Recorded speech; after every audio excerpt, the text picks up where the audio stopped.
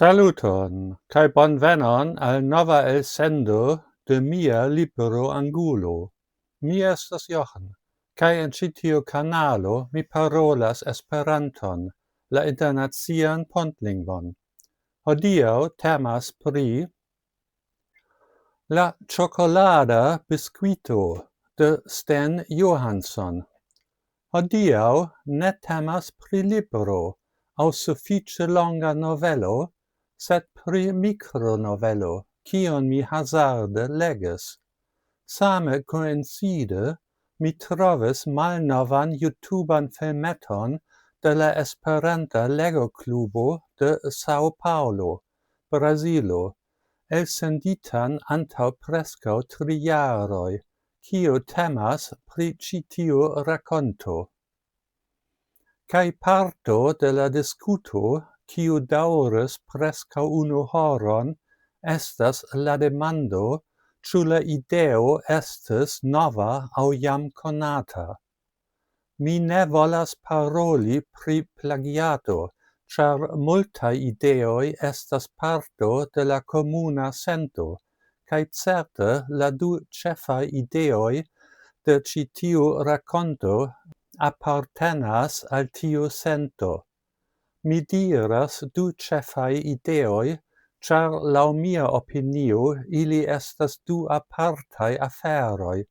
Unuaflanke, la batalo por la biskuitoj, kaj aliflanke la embarasa dua renkonto kun la kontraŭulo en la batalo. Mi tui memoras, kiam mi unue leges la rakonton, ke mi leges similan amuzan rakonton antaŭ jaroj pri biskuitoj, kiuj estis dividitaj vole aŭ nevole kiel parto de libro, kaj mi trovis la tekston. Ĝin verkis Douglas Adams kaj titoliĝis Gis revido, kai dankon pro ciui fishoi. So long and thanks for all the fish. La quara volumo de la ciam pli malprecise nomita trilogio Gvidlibro de petveturanto pri la universo. The Hitchhiker's Guide to the Galaxy. Chapitro 20. Tie la raconto malcaŝiĝas dum dialogo inter nove enamiĝinta paro, kaj ili komparas la 2 batalantojn al gladiatoroj, kaj la batalo okazas en la atendejo de fervoja stacio en Britio.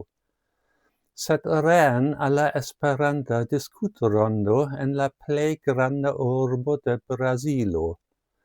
Laŭ la gvidanto de la grupo, la plej mojosa afero estas la vortludo de la aŭtoro, nome bisquite, kio signifas kvite ne nur unufoje, sed almenaŭ dufoje, kun ripeto aŭ biso. Kaj tiusence la virino en la rakonto de Sten Johansson ricevas justecon anstataŭ la laboron. Eble ŝi devos esti donacinta siajn biskuitojn al la estro kaj klariginta la miskomprenon. Fine la statistikoj, ne el mia teksto, sed el la teksto de Sten Johansson. Entute 550 vortoj, 318 el ili ne estas identaj. Fortranĉante la finaĵojn restas 255 vortoj kun 246 neidentaj radikoj, kaj 203 el la radikoj devenas de la baza vortlisto de UEA.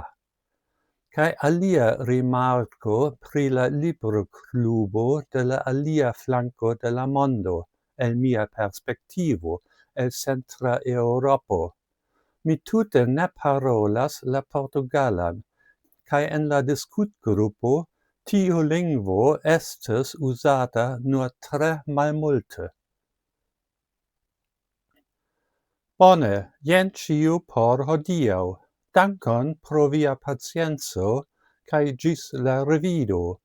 Kaj ne forgesu, abonu mian kanalon por ke vi ne maltrafu mian sekvan filmeton. Ĝis!